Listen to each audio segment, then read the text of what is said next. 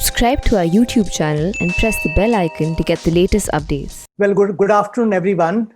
Let me welcome all of you to this ICS conversation on the evolving European perspectives on China in the COVID era, which is being jointly hosted by the Institute of Chinese Studies and Konrad Adenauer Stiftung. We have the print as a media partner. The event is also being live streamed on YouTube. As you can see, we have very impressive panel today. This ICS CAS conversation will feature three well-known Europe-based sinologists. Actually, I should say two Europe-based sinologists and one Washington-based sinologist. Andrew is based in Washington normally. We have Professor Frank Piquet, a professor of modern Chinese studies at Leiden University. He was until recently director and CEO of the Mercator Institute for China Studies in Berlin. Frank recently wrote a paper for ICS entitled China Through European Eyes, which in fact gave us the idea of holding this webinar. Dr. Andrew Small, a senior transatlantic fellow with German Marshall Fund's Asia program. Andrew is very well known in India for his book, China-Pakistan Axis, Asia's New Geopolitics. And we have Dr. Maria K. Olberg, a senior fellow in the German Marshall Fund's Asia program, who also co-leads the Stockholm China Forum. She is co-author of the book, Hidden Hand, How the Communist Party of China is Reshaping the World, which came out recently. And of course, we have a very important person, Dr. Garima Mohan of German Marshall Fund, who will be moderating this dialogue. Frank, Andrew, Maria K. and Garima have all participated in our events in the past, and they bring this formidable expertise and scholarship to this afternoon's dialogue. Welcome all of you. Thank you very much for joining this webinar. This conversation will explore changing European perceptions about China in the wake of the COVID era.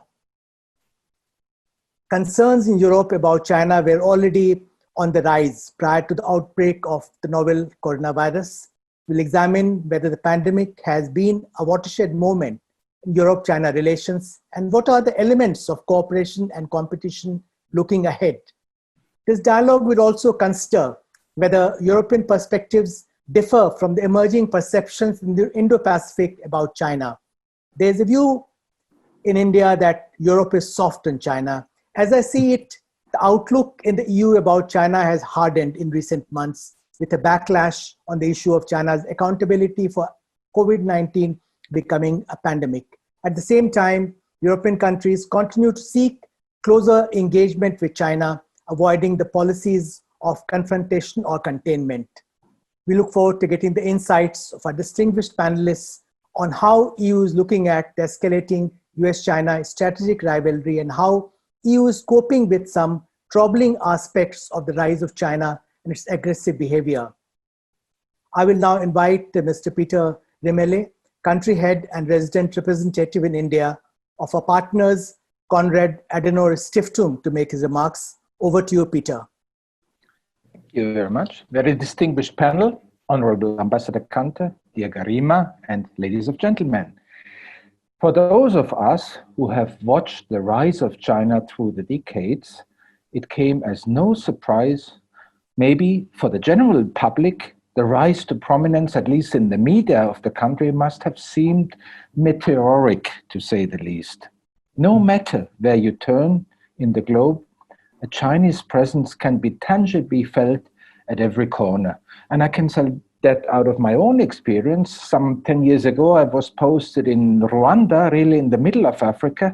On every flight I had to another African country, I was wondering in the departure hall or on the flight whether there were more Chinese passengers than Africans if I'm on a domestic flight in China or if I'm really in Africa. So the presence was even felt on such daily appearances. So when COVID-19 hit us, this presence grew even stronger.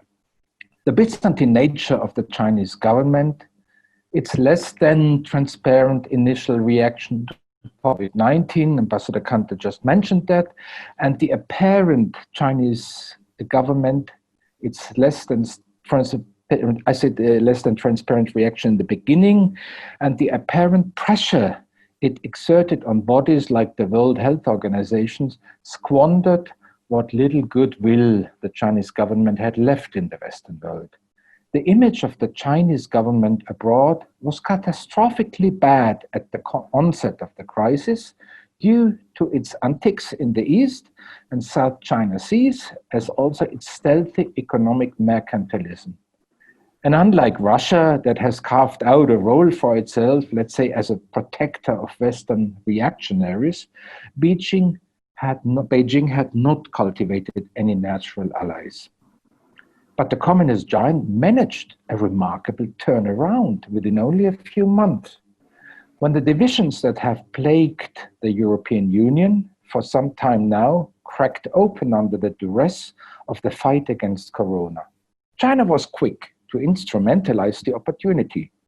Chinese breathing masks, medical equipment, and personnel arrived in hard-hit areas across Europe, proclaiming neighborly relations to Italians in Venice. You don't need to have a geography study to know that the proximity of those neighbors is not so great if you look on the globe.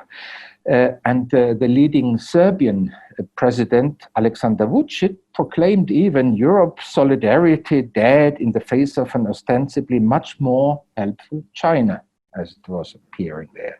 Where we stand now as a continent is probably best left for our panelists to say.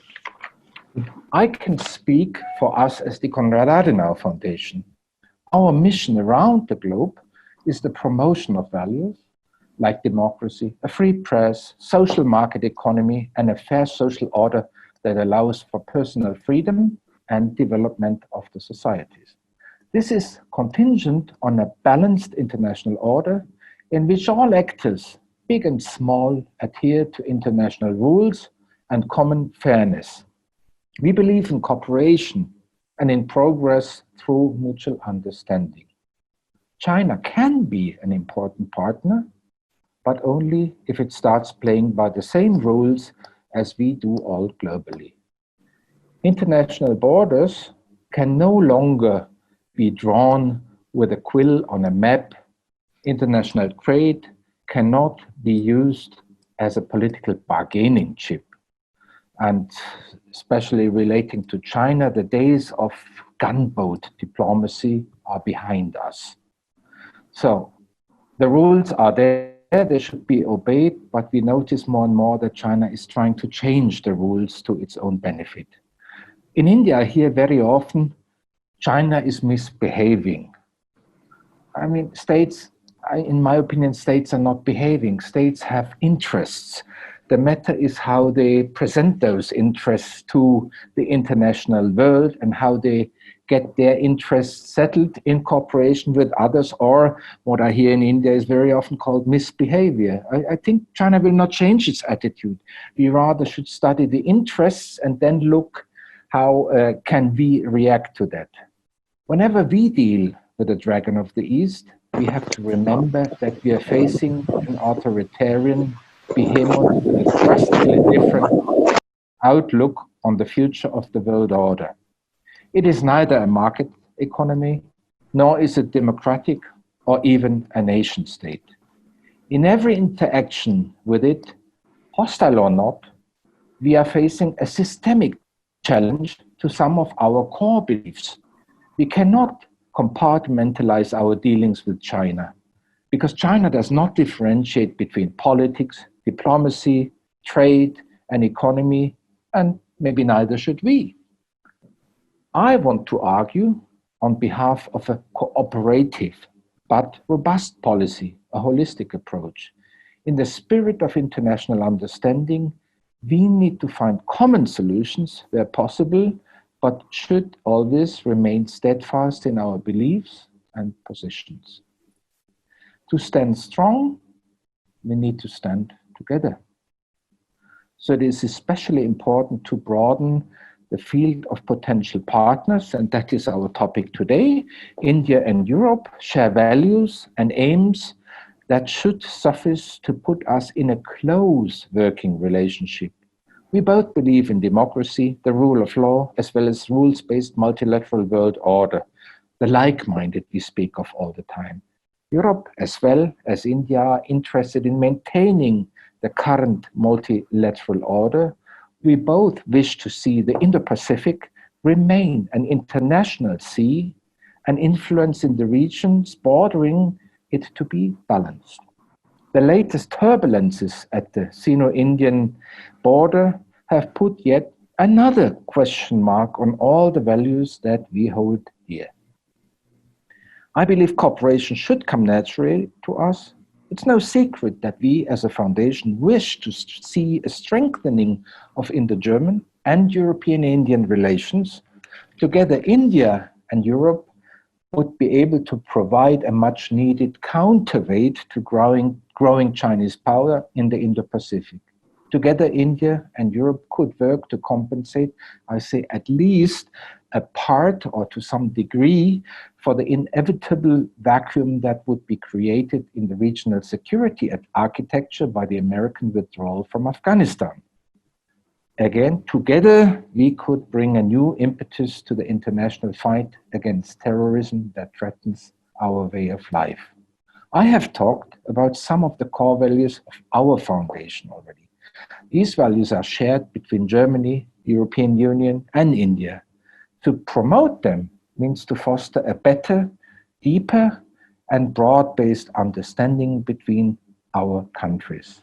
And I believe we can all agree that a deepened understanding, even leading to some kind of more formalized cooperation, is in all of our interest if we want to face an already arisen, and maybe a year ago I would have said more assertive China. Today I would formulate a more aggressive China.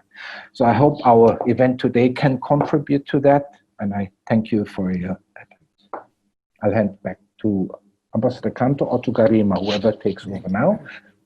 Thank you, Peter. No, thank you very much for those very thoughtful remarks. What you said about the Chinese behavior, your characterization of China's present behavior. Also, very positive sentiments expressed by you with regard to a closer India, Germany, and India-EU partnership. Thank you for those remarks.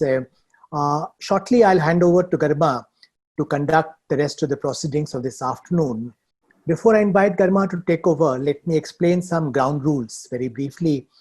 For the first 30 minutes or so of this conversation, Garima will have a dialogue with 3 panelists, and at that time we'll mute all other participants. Thereafter, we'll have the question and answer session involving other participants. You may indicate your interest in asking questions to the panelists by using the raise hand option, which is available at the bottom of the list of participants. Alternatively, you can do that through the chat option. You can convey your interest in asking question by either writing a question or just saying that you would like to ask a question in the chat box. Garima will call on participants to raise their questions. The concerned participant will unmute himself or herself. Other participants are requested to keep themselves muted. Now, I'll hand over to Garima to do rest of the heavy lifting for this afternoon. Over to you, Garima. Thank you. Thank you very much. Good morning, good afternoon, depending on where you're sitting. Many thanks to the Institute for Chinese Studies and the Konrad Adenauer Stiftung for hosting this event. And very nice to see a lot of familiar faces that we usually see once a year at the ICS event in Goa. But thanks to the coronavirus pandemic, we can actually see each other virtually and not just once a year. So the topic of today's panel, as mentioned by Ambassador Kanta, is to analyze whether the coronavirus crisis represents an inflection point in Europe-China relations. We have an excellent panel with us today. I will dive straight into the first question and start with Frank. The coronavirus crisis has led to an interesting debate in Europe about the role of China. On top of the various Europe-China issues that already existed, there is a new layer of looking at China as a player in disinformation. whether it is regarding the origin of the virus or the European response to the virus. Chinese reactions have raised a few eyebrows in Brussels. We've had very strong statements from the EU's top diplomat Borrell, who argued that Europe has been naive on China, that perhaps we need to reconsider our China strategy. What I find quite interesting is that a lot of these debates are talking about Russia and China together when it comes to disinformation as posing threats to European integrity and security, which is a fairly new development. The rest of us have seen China's wolf warrior diplomacy. Europeans got a taste of it in this crisis. Do you think, therefore, that perhaps the coronavirus situation represents a watershed moment in Europe-China relations, or is it being exaggerated and we'll go back to normal once things abate? Over to you, Frank. I think you'll have to unmute yourself. Yeah. Oh, right. Yeah. Okay. No, I was muted by you. That's why. I think it's a little bit a little bit of both. It is indeed a watershed moment in the sense that it has opened many people's eyes in Europe about China's true nature. And also actually the changes in China's true nature, which are progressing very rapidly now in the direction of genuine superpower behavior with all the ugly aspects that has and that we are familiar with the US and also in the past with the Soviet Union. On the other hand, the issues that divide Europe and China are actually not new. They have been discussed over the last 10, 5, 3, 2, 1 years in various degrees of aggression, but they are now increasingly being seen in terms of a sharp dichotomy. In the past, we were more attuned to think about China as having a lot of problems for us, but also a lot of opportunities. And we want to take a measured approach by looking at some of them in a positive light, a way where we can deal with China. But then other issues we found that we had problems with and we had to deal with in another more confrontational way, perhaps. And now you see a tendency to look at the whole thing as a package and to say, well, China is misbehaving in many different areas, and the time has passed that we can try to parse that, as it were. Yesterday, there was day before yesterday, there was a EU-China summit online. And in her press statement after that, Ursula von der Leyen, the EC chair, she started out by saying the relationship with the European Union and China is simultaneously one of the most strategically important and one of the most challenging that we have. Now that's a very sort of sharp statement from somebody who's still, she's a politician of course, but she's also a diplomat. And then we get a whole litany of things that are wrong and where China and Europe don't see eye to eye. And there is no talk at all about anything that was achieved during that summit.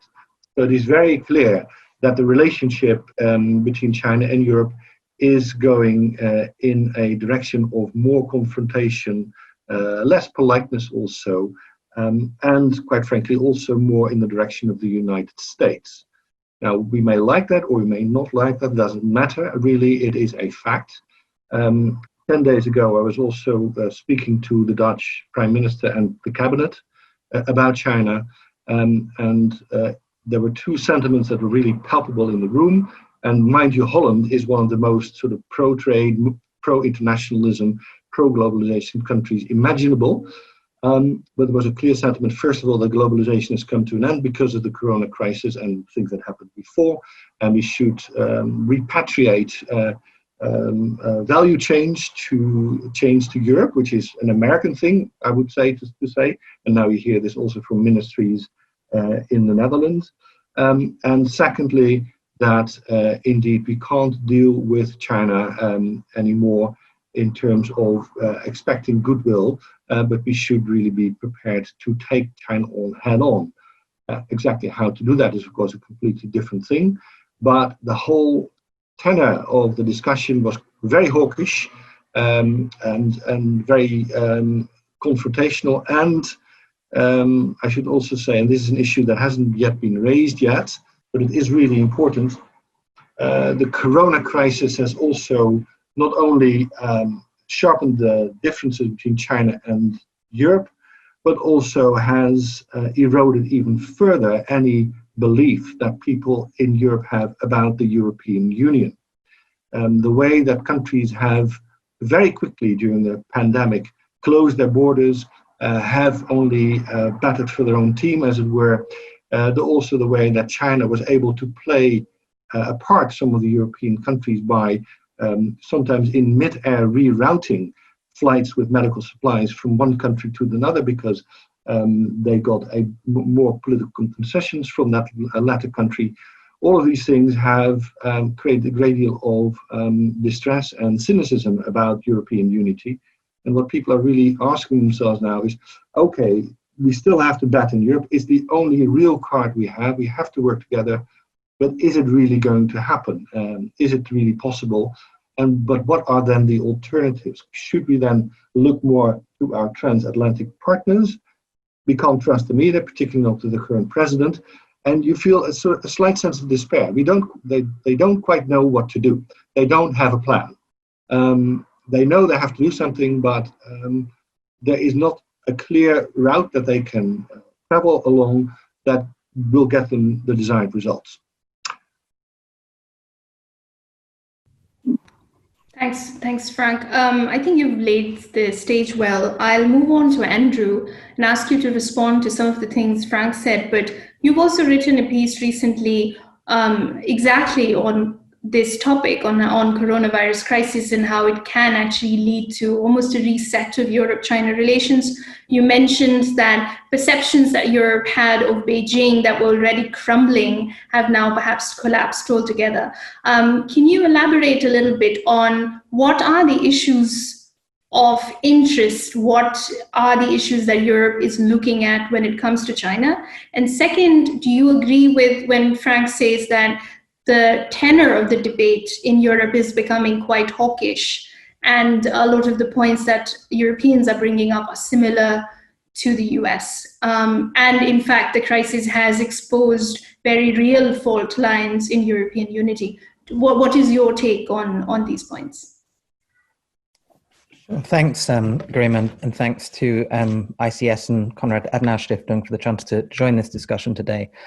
So I think, generally speaking, I think the EU has come a long way. Europe in general has come a very long way in its thinking on China, particularly in the last 18 months, that in a way that's certainly been accelerated by the behavior that we've seen from China through the pandemic, but as Frank somewhat laid out, is something that's been playing out over a longer period of time. And we're now really seeing this process playing out with a kind of certain political logic to it that's starting to unfold a lot more quickly as a result of the pandemic. But I think in one way, the most important shift has been this recognition that Peter kind of talked about at the beginning as well. This recognition, particularly from the European business community, and driven quite notably by Germany's BDI, of the kind of systemic nature of the competition or rivalry with China that's now underway. That yes, China will remain an important market, of course, but the growing authoritarianism under Xi Jinping, the subordination of the economy to national security and ideological objectives, and so on, is not just a set of kind of values questions that can be pursued in a sort of discrete human rights box while commercial ties are then continue unaltered in the same framework. It basically requires a pretty fundamental rebalancing of how the EU responds internally, bilaterally, globally, in kind of basically all dimensions. And I think the thing that's important about this is a lot of this is not really about China policy as such at all. And I think sometimes in terms of trying to understand what the EU is doing about China, that can be this kind of fixation on what the EU says and does about a kind of classic China issue set, or the bilateral summits and things. But I think what you've had a view evolving on the European side, which is which one certainly sees in the US as well, that a lot of the major dimensions of competition with China are going to be about economic, technological, and regulatory power, and that you need to essentially be able to kind of mobilize new instruments and resources to be able to deal with this much more seriously. To take the Belt and Road as a really obvious example, you can use all the strong language and coercive tools that you like, but if your industry can't compete with China's telecoms and technology offer, if you can't mobilize alternative infrastructure and development financing effectively, if you can't take on Chinese subsidies in third markets, if you can't bind countries into your model of trade, data, standards, then the balance of power in the world, the international security environment, the values and norms that are there are all going to shift in an adverse direction.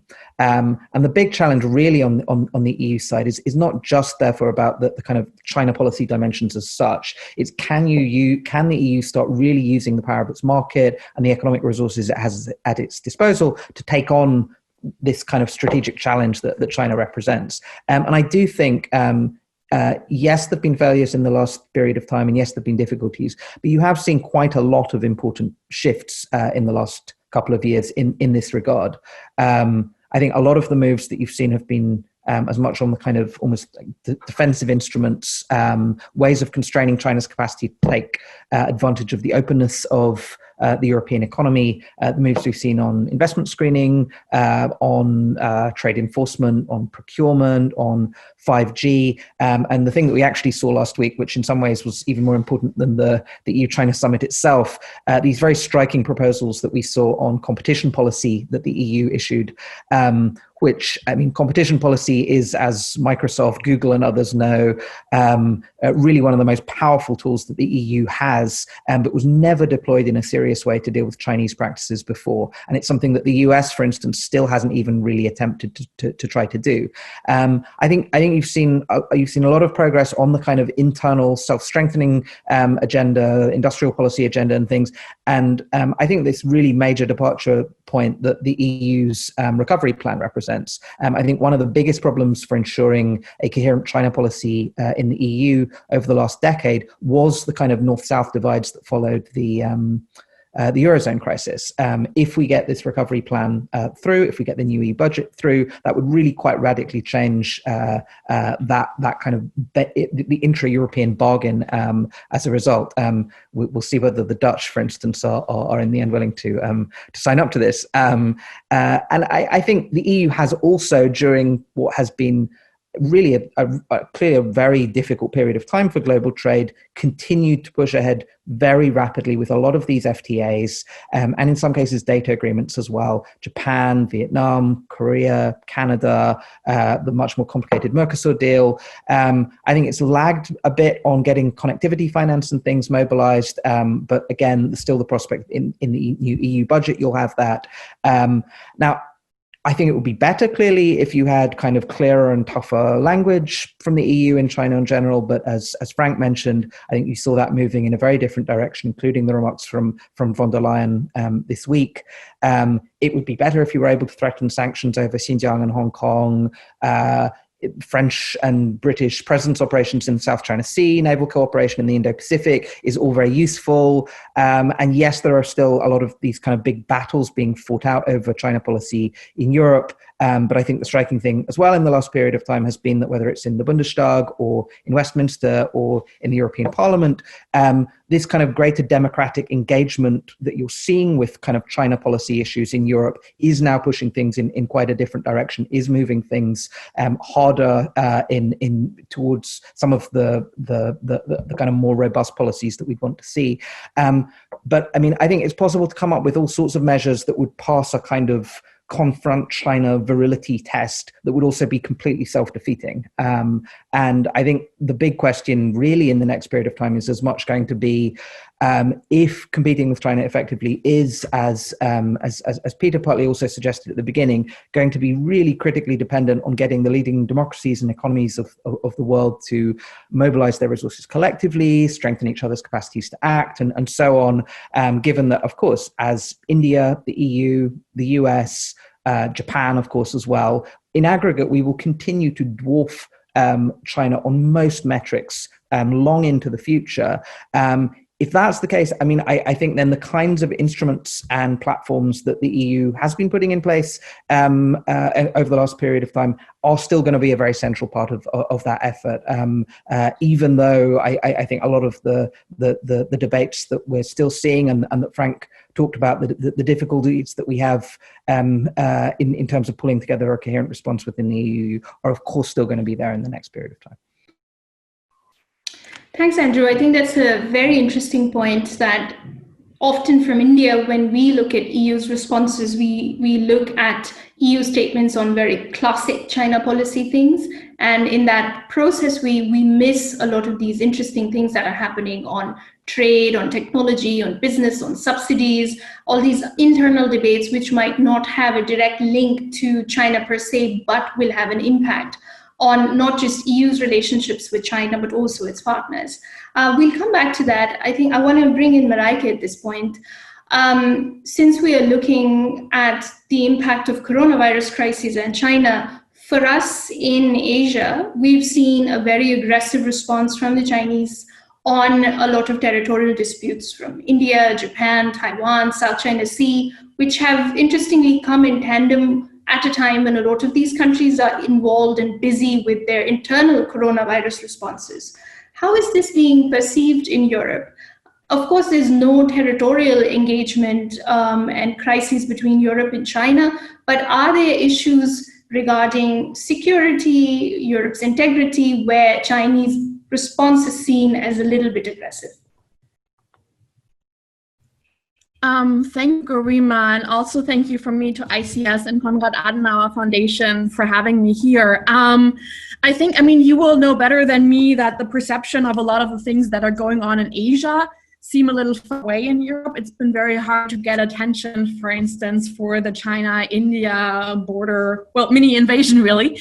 It's a little easier to get some people to pay attention to what's been happening in Hong Kong because of UK involvement, and also because there has been enough debate and enough people are beginning to realize that, oh, well, if China is going to break a contract, a binding international treaty that's been filed with the UN 27 years ahead of schedule, what does that actually mean in terms of what kind of deals we can get with China? So that has drawn a little more attention. But other than that, I think the main concerns in Europe, even though obviously we don't have any border conflicts because we don't have a border with China, but we have, I guess we have seen a lot more concerns. You already hinted at this in the area of hybrid threats, in the area of disinformation, interference, and European policies on the part of China. And basically what happened here is I would say China really overplayed its hand. It did a lot of the things that the Chinese government has been doing in Europe in the past, but it did it against a number of countries at the same time and much more aggressively than in the past. So for instance, the first example that obviously caused a lot of concern in Europe was mass diplomacy, the very aggressive approach to push to get governments to thank China for their mass delivery that then often actually either didn't arrive or had to be fought for, or were the mass ended up being defective. And yet you got all those requests from the Chinese government to please thank China or else, or to make sure that perhaps your national policies are in line with Chinese interests or else. So there were a couple of reasonably overt threats issued.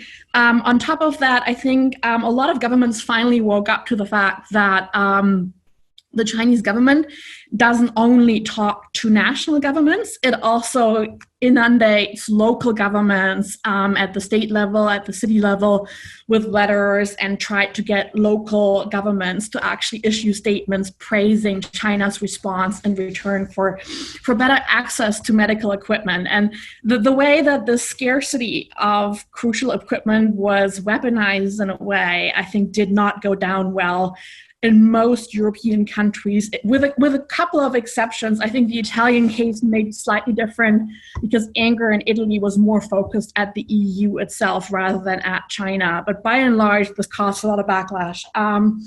Then you have the issue of disinformation, which Europe had started paying attention to disinformation emanating from China, though this was really the first time recently that Europe actually called out China and listed it alongside Europe. In the past, Europe had been looking at Chinese disinformation, but was always hesitant to name and shame China in this regard, and for fear of endangering relations. But in this time again, this aggressive approach, especially by some of the diplomats. There's one guy in particular, spokesperson at the MFA, former Chinese ambassador to Pakistan, Zhao Lijian, who's kind of the wolf warrior in chief, who very aggressively distributed conspiracy theories, such as that this originated in Italy instead of in China. One of the main conspiracy theories, taking the words of Italian doctors and twisting them to make it look like this started in Italy. There was a very aggressive campaign by the Chinese embassy in France against France, twisting, claiming that French doctors had left their posts, and claiming that French lawmakers had made racist remarks, and all these things simply weren't true. And this is not something entirely new. This wolf warrior approach has existed before in Europe, but it was used very selectively against basically one or two countries. The main example is Sweden. And Sweden has been kind of trying to deal with it for a while, and Sweden was never quite sure how to handle it and whether to get support from the European Union. The European Union was never quite sure what to do about that either. But this time around, it didn't just hit Sweden, a country which might choose to shut up, but actually hit a couple of major European countries that decided not to shut up about it. So we had this, which to me is quite remarkable, that the EU came out after the mini summit, the video summit, to actually give a contrasting statement. Because in the past, what I've always seen with these dialogues is China and the European side meet, whether that is at the EU level or whether that's at country level, then usually the Chinese side will put out a report afterwards in which it talks about, European diplomats praising China and talking about how everybody is on board on everything. And it's kind of the first time for such a large event that there's been major pushback. Now, whether or not this will last, it's unclear. I think if it will last, it will not be because of this single episode, but it will be because this is bound to continue in some form or another, because obviously we are in no shape or form over this crisis yet. This is going to be with us for a number of years, really. So I think I do think it's going to have a lasting effect on the relationship, but primarily because of this long-lasting effect. Maybe one last thing that I want to say, because we tend to think of in Europe obstacles to a tougher China policy. We tend to look at, countries like Greece, like Hungary, like Italy. We tend to look south and east. I think this really puts the blame a little wrongly, because I think when I think of obstacles to tougher China policies, I actually think of the major European countries whose economies are a lot more invested and a lot more dependent on the Chinese market, principally Germany. Germany obviously likes to think of itself as we're driving this tough on China policy, perhaps, but I think it's really more of an obstacle, because right now German industry is, of course, panicking about what's going to happen to the Chinese market and what they're going to do economically. So if I see any obstacles to better, more united, tougher China policy, I see that in Germany. Great. Thank you so much, Mareike, for those very interesting remarks. We've had the scene set by our three panelists. As Frank mentioned, the overall discourse tone, tenor of Europe on China is changing. Andrew hinted towards all the different policy instruments that the EU is using, whether it is 5G, trade, tech, businesses, subsidies. A lot of these were places where pushback to China is apparent. And Mareike very clearly outlined the discourse that has changed, the whole disinformation question, looking at China as a potential threat to European integrity, going beyond the usual north-south, east-west ruptures, but really something that we see across the board. I see a lot of people have already started asking questions. For the Q&A, I'd like to first invite our print partners for today, our media partners for today, from the print. Jyoti, the floor is yours for the first round of questions. Garima, thank you so much for this. And once again, I'd like to thank Ambassador Ashokanta for the Prince partnership with the ICS. I have two quick questions. The first is for Mareike, just to take up on your last line, Mareike, actually, where you said that German industry is panicking over what could potentially be a distancing between, say, the European Union or specifically Germany and China. How is your government, how is Germany, or how is the government, and how is the EU going to react to this? Because if your wealth, if a large part of your wealth comes from China, then how do you deal with that, especially if you temper relations? And my second question is to all of you, to Andrew Small as well as to Frank Beaker, which is the clashes in Ladakh between the Indian soldiers and PLA, and you refer to them, Garima. How does Europe look at that?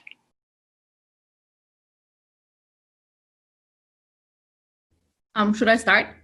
So what is happening there? I can mainly perhaps speak for the German perspective. Of course, there are attempts to mend relations. Our Chancellor Angela Merkel has come out, I think, on a number of issues, including Hong Kong specifically, saying that Germany isn't going to do too much on that because we have an interest in preserving good relations with China. So she was actually quite open about that, shooting against that. I know that a number of high-profile German companies have negotiated a deal with the Chinese government that their managers can fly back, even as Chinese nationals around the world aren't even allowed or don't have the opportunity to fly back into China. So you see some concrete efforts to make sure that not everything breaks off and that you get people back into the country. And obviously, the Chinese side is interested in that as well, because the Chinese government is also seeing what is happening. So they're willing to grant, I guess, German business preferred access. I don't even know that this is necessarily a question of the entire German economy being extremely dependent on China. There are some studies that suggest that the actual dependence is actually much lower.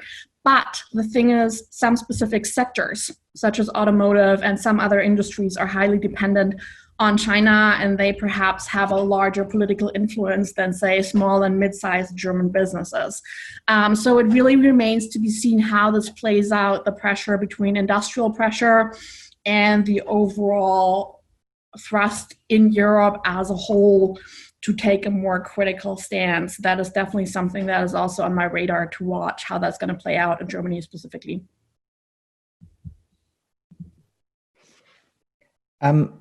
I'll comment on the second, but I hesitate slightly given that the vantage point that Mareike has in Berlin and that Frank had as well on the German industry question. But I would still like to just add one thing on that, which is, I mean, the interesting dynamic with, for instance, what we've seen, as I mentioned in the response to Garima's question, is how important a role industry has really played in some of the shifts that we've seen.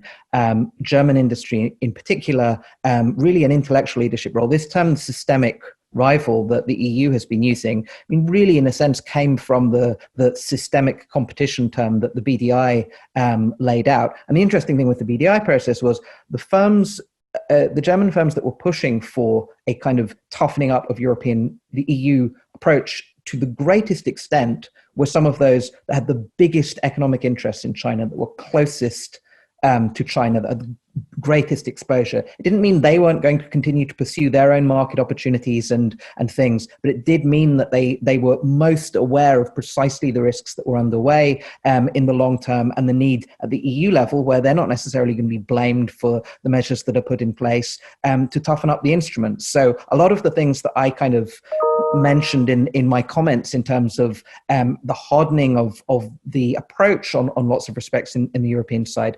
Again, lots of the critical individuals and voices and views on that are also coming from German industry. So I just kind of add that as a caveat to that there are countervailing elements, and there are kind of there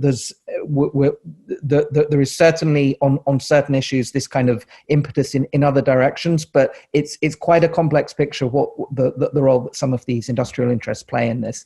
On the China-India border question, I think the challenge on the European side is that it's not, I wouldn't say it's necessarily yet been seen as just another manifestation of the Chinese behavior that we've seen across the board. I mean, I think there's clearly debates, including in India, about how to interpret what's going on at the border. Is this of a piece with what's going on in Hong Kong, Taiwan, South China Sea, wolf warrior diplomacy, a general pushing out, which I tend to think that it is and should be seen through that prism. But the tendency has been for China-India border questions to be seen as, carefully managed between the two sides, not something that involves outside parties, very specific to the dynamics in the specific terrain at the particular time of year, all of these sorts of things. So I think in some respects, it will also depend on heightened clarity, including from the Indian government even on this at points, to say this is different. This means that this should be interpreted in a different light. And we've certainly heard that from a lot of prominent figures in India. But I think there's going to be a question of how far this messaging is kind of pushed to Europe in the next stretch. Because, I mean, when we're talking about watershed moments with the pandemic, whether this is a watershed moment for India's China policy, I don't think there is a presumption in Europe, certainly in terms of, what we saw with Doklam and past instances, that it would necessarily represent that. The understanding is quite weak, I would say. But I think if there is kind of more of a concerted push to say, India's China policy is, for instance, going to be fundamentally rebalanced as a result of this, then people will look at this in a different light.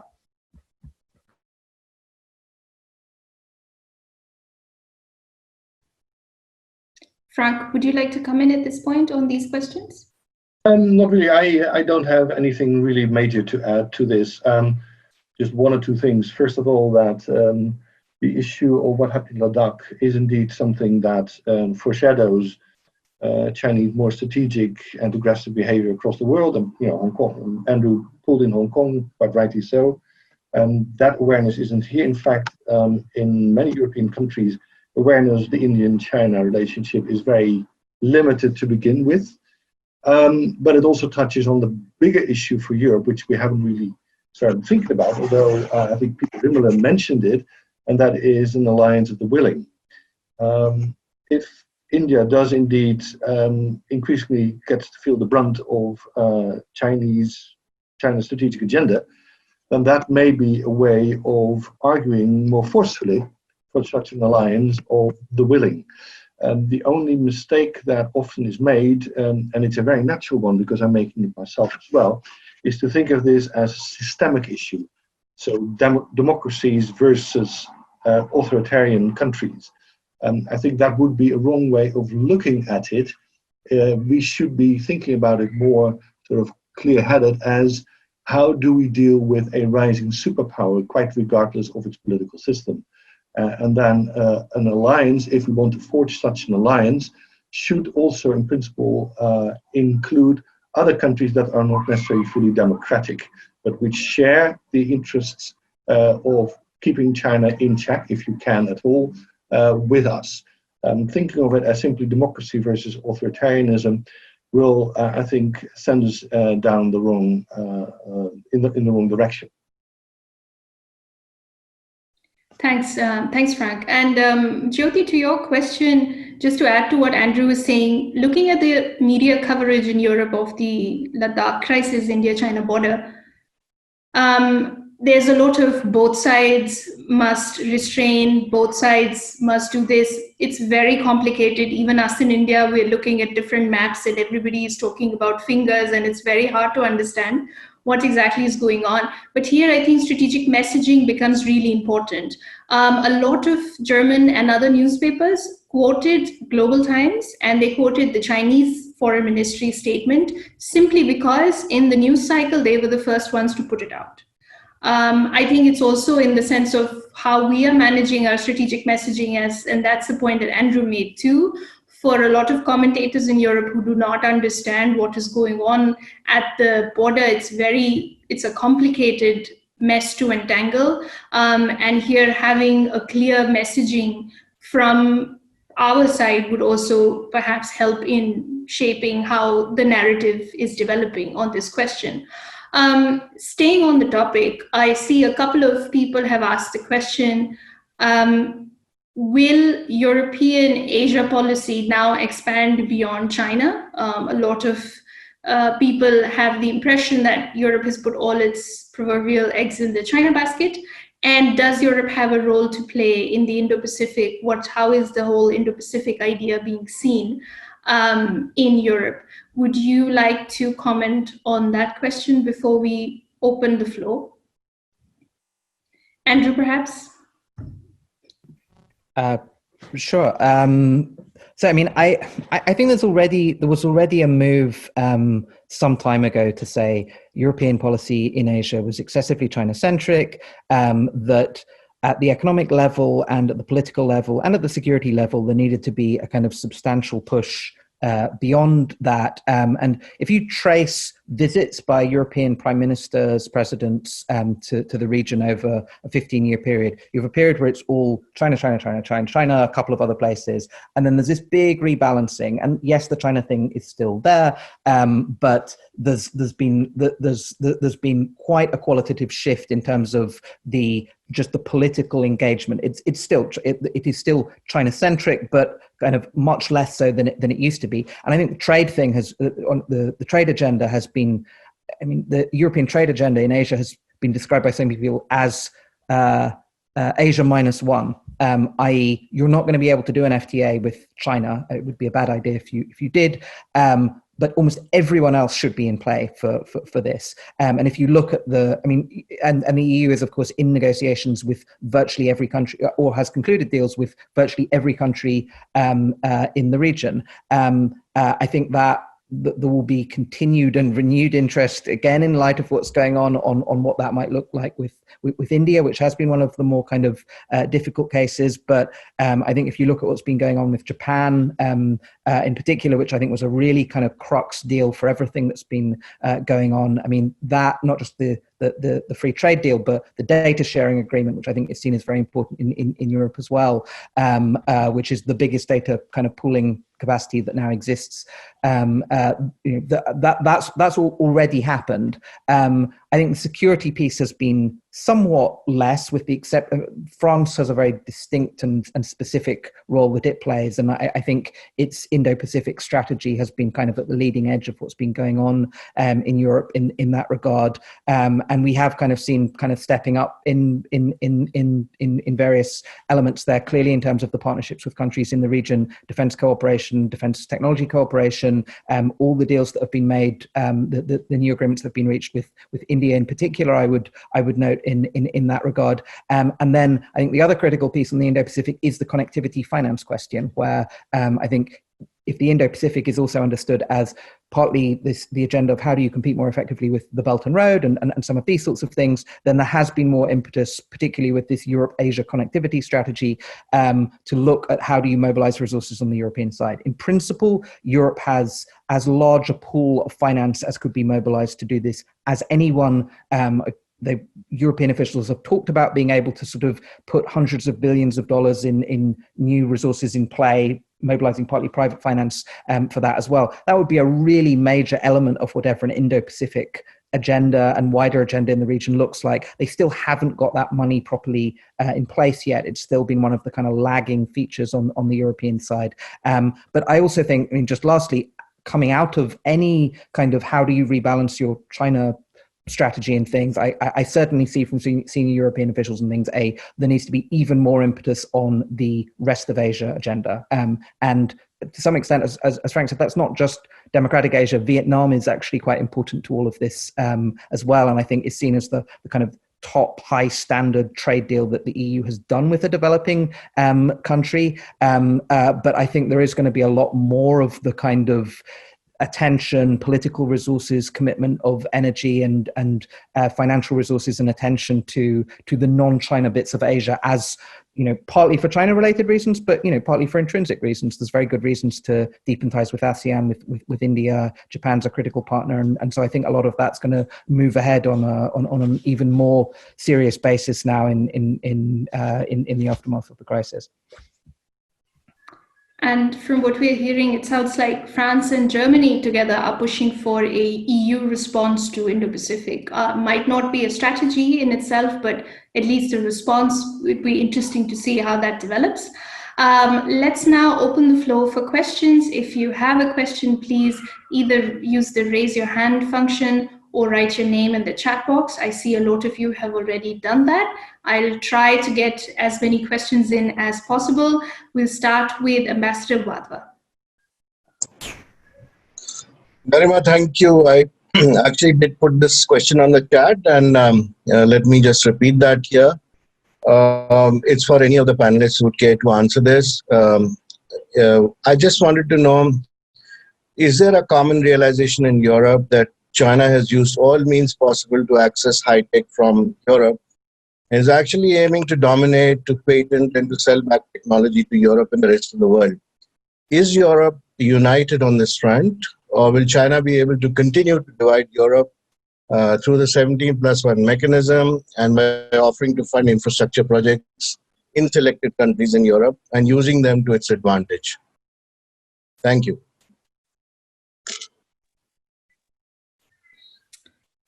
Would anyone like to come in on that question? Sure, I don't mind saying a few things about this. I would think that this is actually one of the areas of European policy that is potentially the most promising. There is a widely shared realization that China is indeed shopping around in Europe for high tech and businesses that control or develop such high tech. Also, that relationships of research and development between universities, for instance, are not necessarily innocent, but do sometimes serve strategic agendas that we would want to oppose. So there is a rising awareness of this, particularly in the last two and a half years. There is now also talk at the EU level of actually coordinating this kind of policy to look at what could be done from a screening mechanism for research and development projects. So I think this is actually an area where the European Union and individual European countries can work together quite effectively. It does play to a certain extent to the strengths of the EU in terms of putting together clear regulations, clear rules that are then rolled out across Europe to deal with China in this way that will help us fend off their shopping behavior.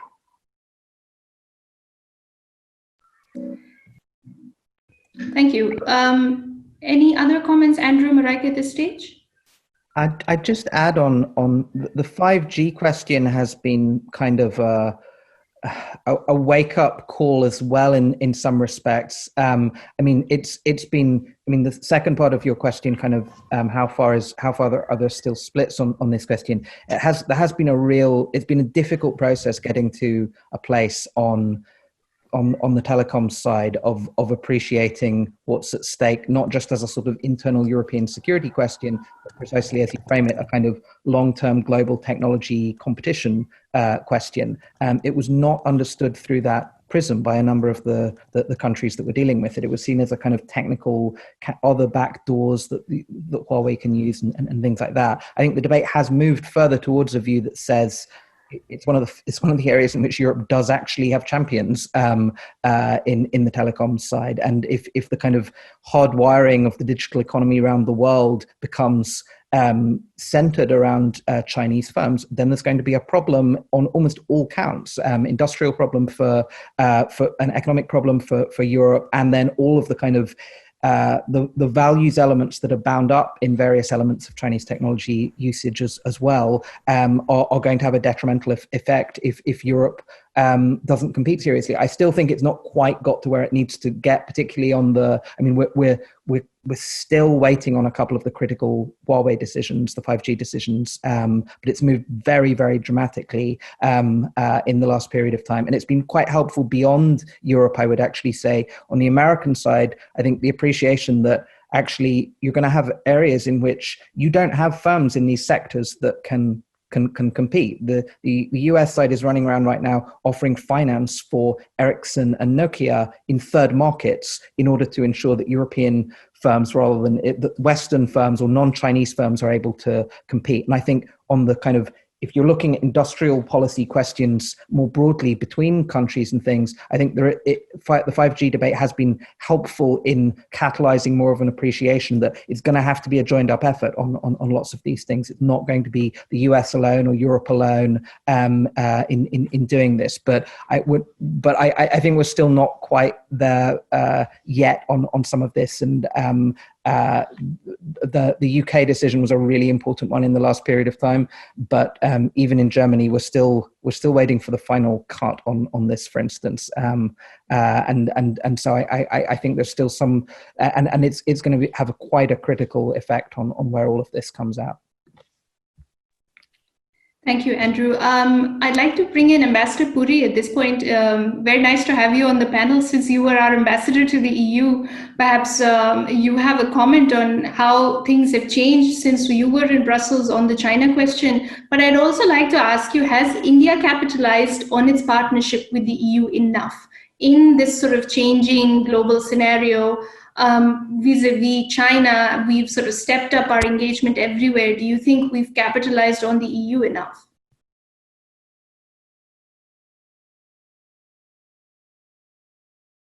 So you'll have to unmute. Apologies.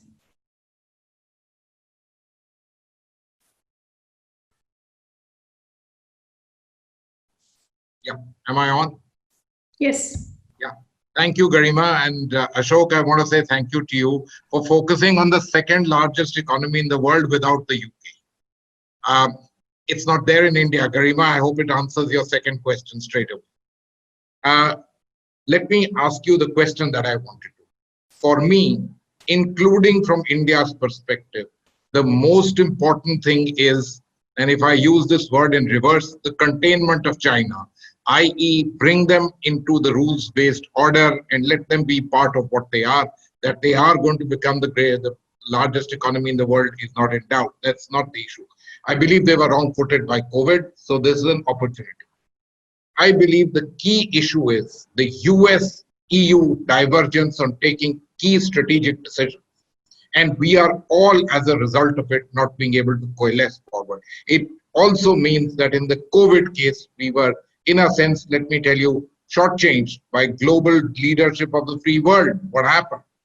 As far as the EU is concerned, let me ask you, where was the ECDC? Global 24-hour monitoring of global health situation world. What did they do? What did the CDC do? So my question goes back to all the panelists. Andrew, I want to thank you because you just mentioned the word EU and US coming together. I think that's the key issue. And that's what we must really look for. And I hope that the corona pandemic, which has really, there hasn't been anything like this at all, which has struck everyone. And without doubt, the Europeans and the Americans have been those who've taken the largest hits and now the hit in the economy. If they coalesce together, if there's political coalescing, we will all be beneficiary. Your last question, Garima. Look, we all know that India and the EU have really a large number of symmetries which can be built up. There's absolutely no doubt about that. But if a very short while, if I may say, we come close but then the last mile connectivity, invariably something or the other comes, whether it's the Baroness Nicholson report or inability to get through the BTIA, or now the letter on the Kashmir issue to the Home Minister of India. But we need to work on it, because this is a relationship which can only benefit both sides, but there must be a recognition. There must be a recognition in the EU that India, if not arrived, is arriving. In India, there has to be a recognition that the EU, not just European countries, the EU together is an institutional arrangement which the Europeans have put together, which is for us a good instrument. And of course, we have to play along with them and take this thing forward. So thank you very much. I'm delighted to be part of this webinar. Great, thank you. So the question on transatlantic unity, who would like to come in there in transatlantic coordination? I can, if you want to. Yes, please. Okay. Yeah, I'm still. I'm not as sanguine about the potential of European-US collaboration in any field, and particularly also not in the field of China policy. This has less to do with Europe and China as such, and more to do with the United States.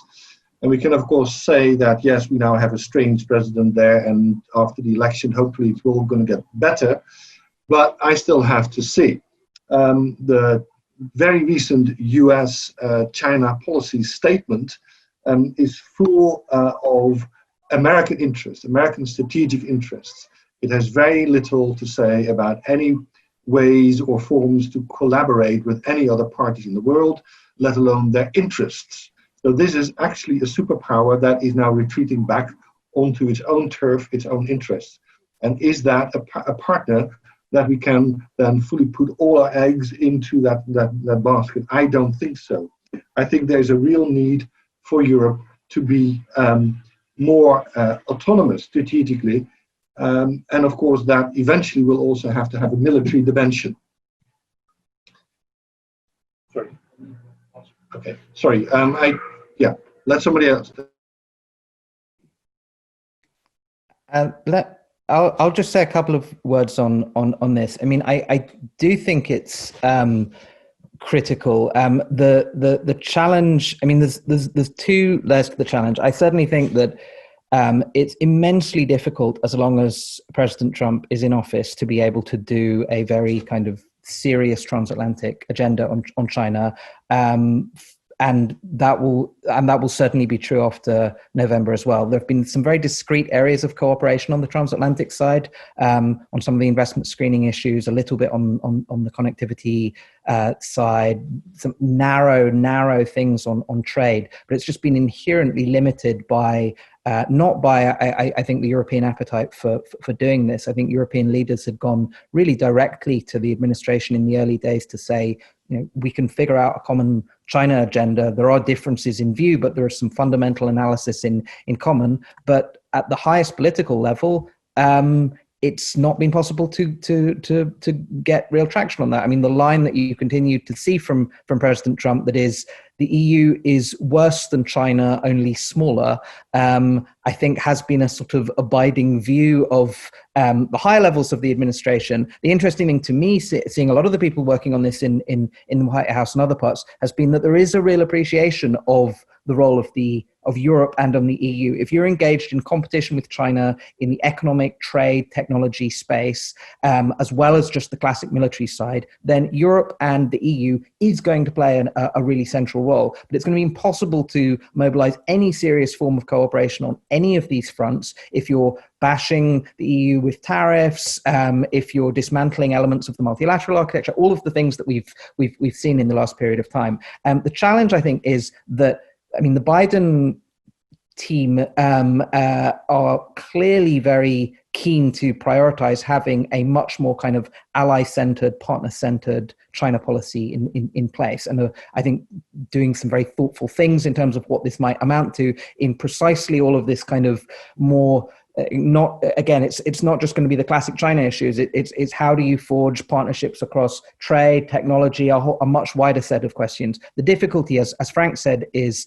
that I think the mood on the European side has moved in such a direction that if you're looking at 3 years of difficult negotiations on a major trade and technology partnership with the US or something like this, your fear is that it's going to be upended a year later by another Trump administration or something like that. So it has become harder as a result of this to make some of the long-term bets on elements of transatlantic partnership that will be really, really important to being able to deal with the China agenda seriously. I think it's going to require a lot more from the US Congress to step in and kind of be ready to kind of tie the hands of administrations on this if you're going to have a level of trust on the European side, on the longevity of some of the commitments that might be there from the US. And there still are, of course, gaps in certain respects in views, but I mean, there will be a lot of enthusiasm for fixing the transatlantic partnership and things if you have a change of administration, and a new US administration will put China as one of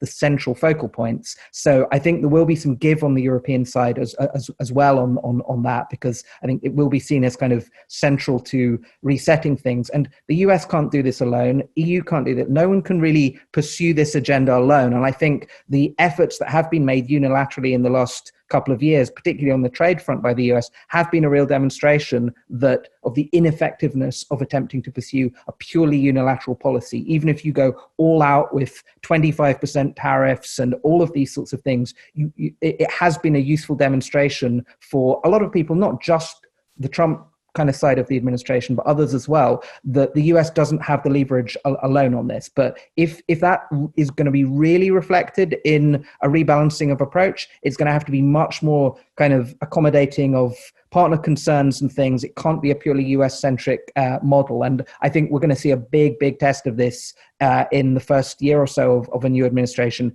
if the elections go in the other way in November. If they don't, unfortunately, I think this agenda is going to be extraordinarily difficult to pursue.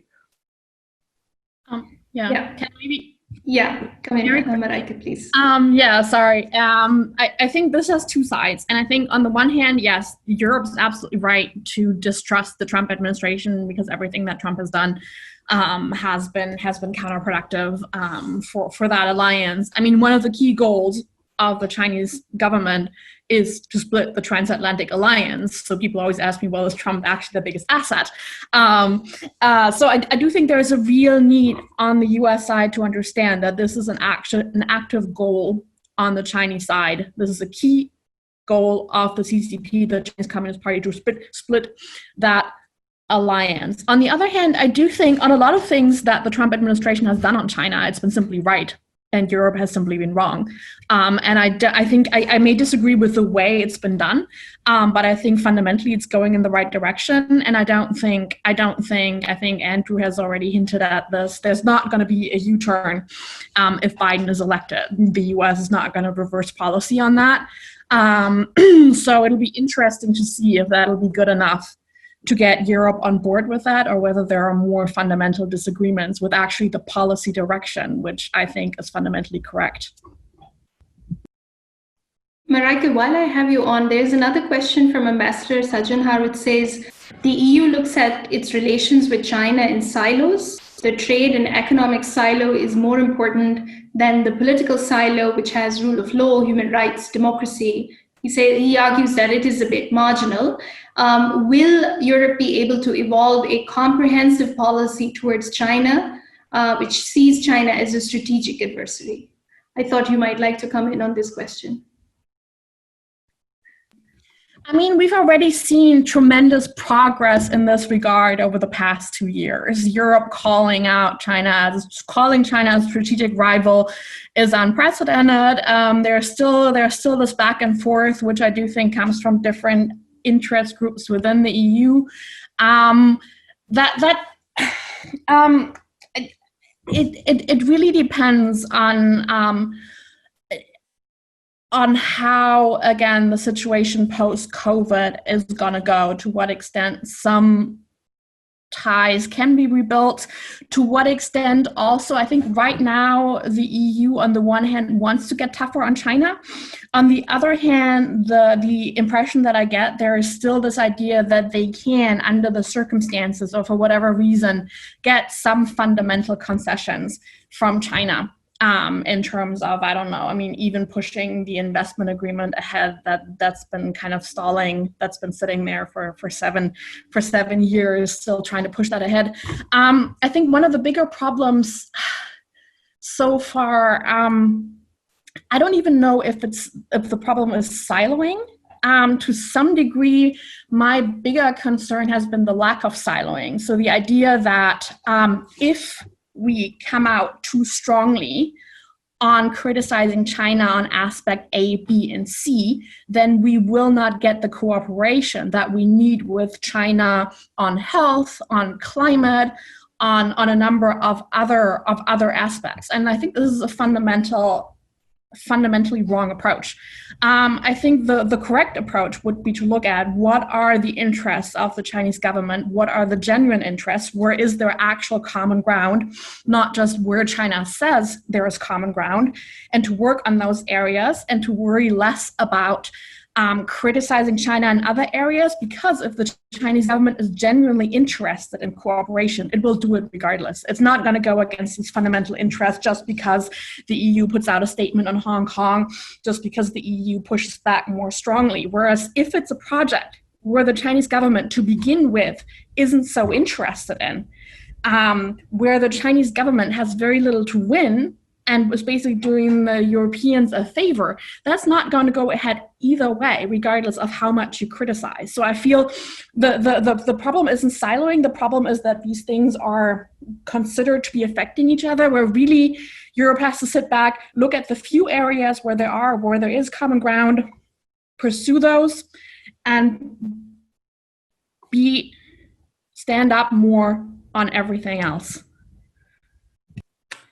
Thank you, Mareike. I see Ambassador Rajiv Bhatia next on my list of questions. Thank you very much, Garima. I appreciate your giving me the opportunity. I have a broad geopolitical question. As we look from Delhi at Europe, and by Europe we mean European Union, and by EU actually we mean the key players in European Union. So first of all, Europe, as came out clearly, has quite a lot of internal stresses and strains. Secondly, EU has a serious relationship problem with the US. Thirdly, Europe has still not been able to normalize its relations with Russia. And now, to cap it all, EU has serious strains in its relations with China. So in this broader picture, may I put the question to Professor Frank Piek to enlighten us as to what really are the broad policy options for European Union? Easy question for Frank.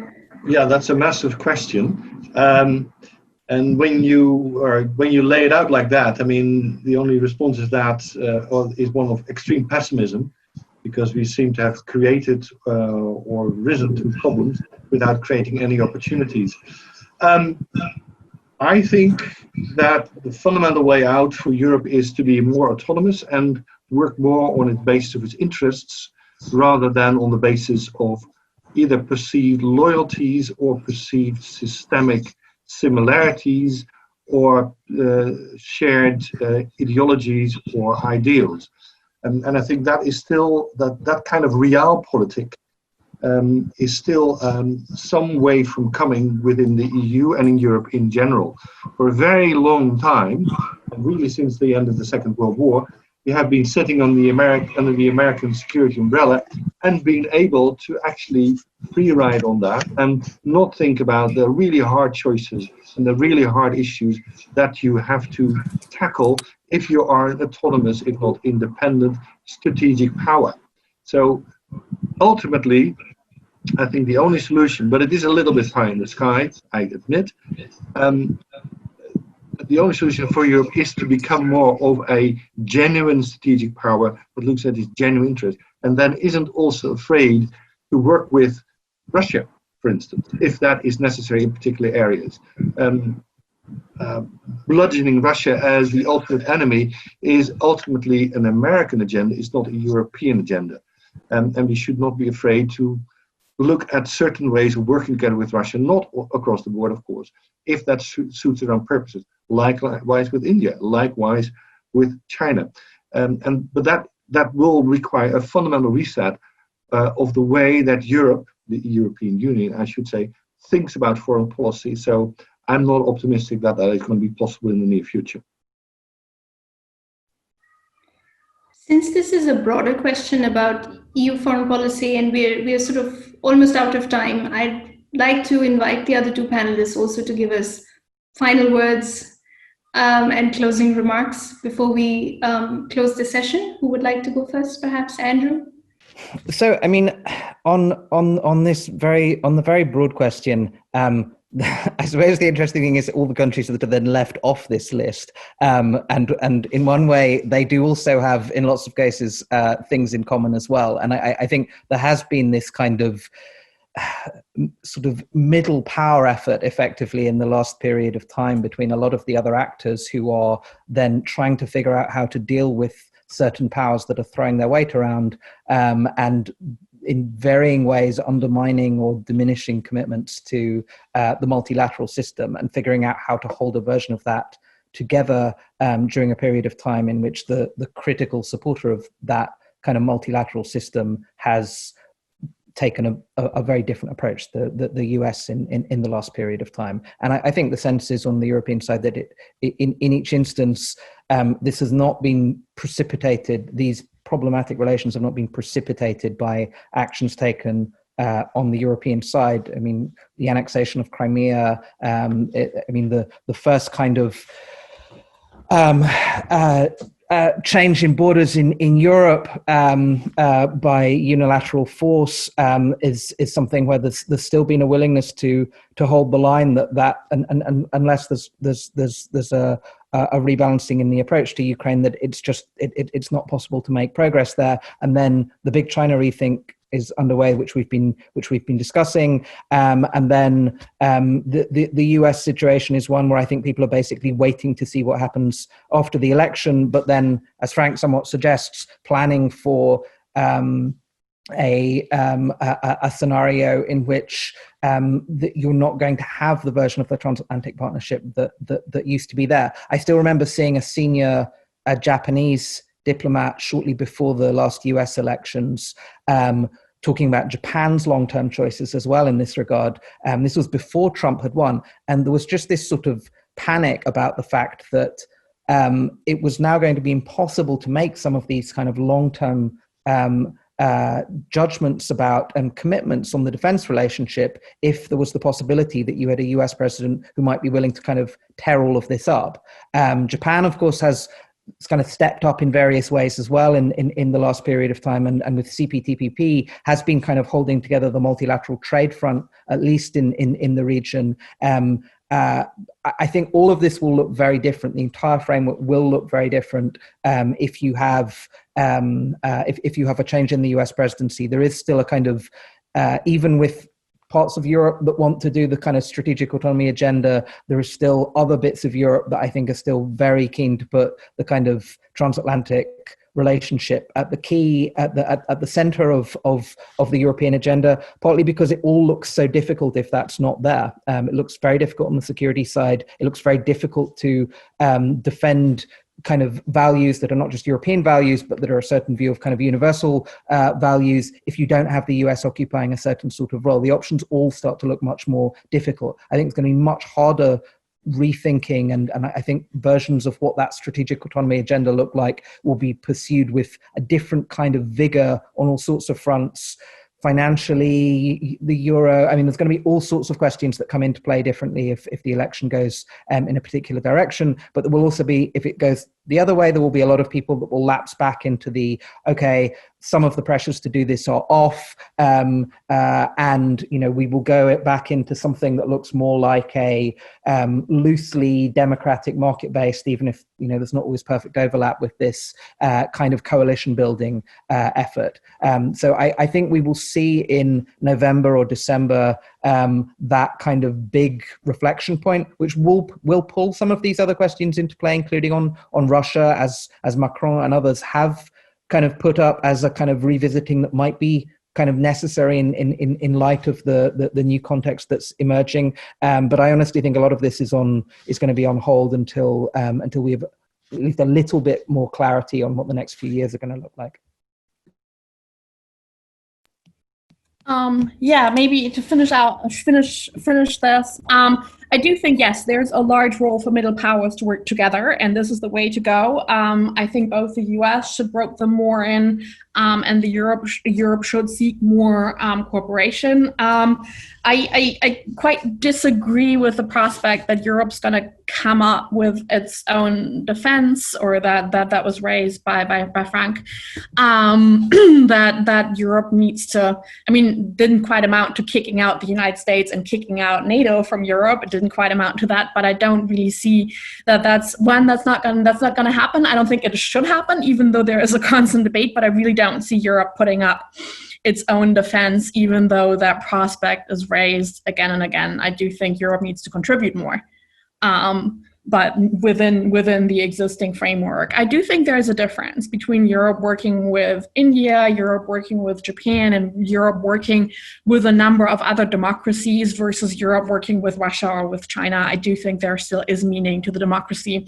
versus autocracy framework, simply in terms of how governments are run, how reliable decisions are that are made by those governments, and how much you can depend on them. Again, we will see how things go after the US elections. Either way, yes, middle powers working more together should be part of the plan, regardless of what happens to the transatlantic alliance. I think this is a good way forward that can help plan for all eventualities. Thank you. Thank you very much, Mareike. Apologies, we have a couple of questions that we will not be able to take because we're running out of time. But we've had a very rich discussion today on Europe and China in the age of coronavirus. We've had a sort of wide-ranging conversation that spanned everything from pressures on transatlantic relations to what Europe is doing, looking at the economic silo with relations with China, looking at the democracy, rule of law, that angle. What is quite interesting is, I think often in debates in India, we can miss what Europe is doing in terms of providing alternatives when it comes to connectivity, on trade, on data, a lot of these questions where China is central, because they are quite technical topics and frankly, couched in boring press releases, it's easy to miss, but these instruments are important, and these instruments must be taken into account when we look at Europe's China policy. Overall, I think in terms of European foreign policy at large, there has been a trend to look at the world through a US-China lens, look at Asia through the China lens, and look at global politics through a lens of US-China competition.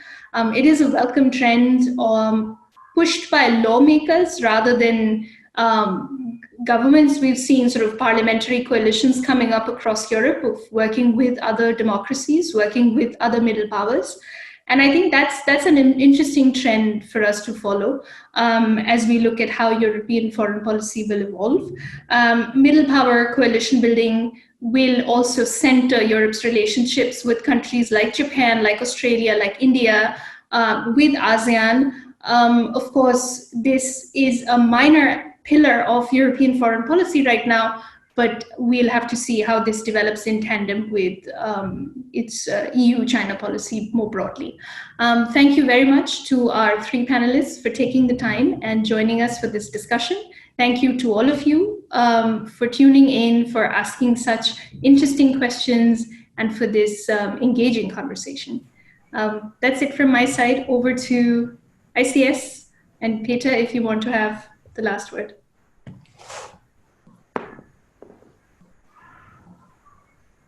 Thanks, Garima. I think we'll conclude here. Thanks. I would like to again thank all the three panelists and Garima for very stimulating, scintillating dialogue that we had this afternoon. Thank you very much. Nothing more to add. I think what we have said in the beginning, we want to share knowledge, understand things better. At least that we have achieved. And Frank mentioned some things are in the sky. The sky is the limit, but we work a little bit below. Well, thank you very much.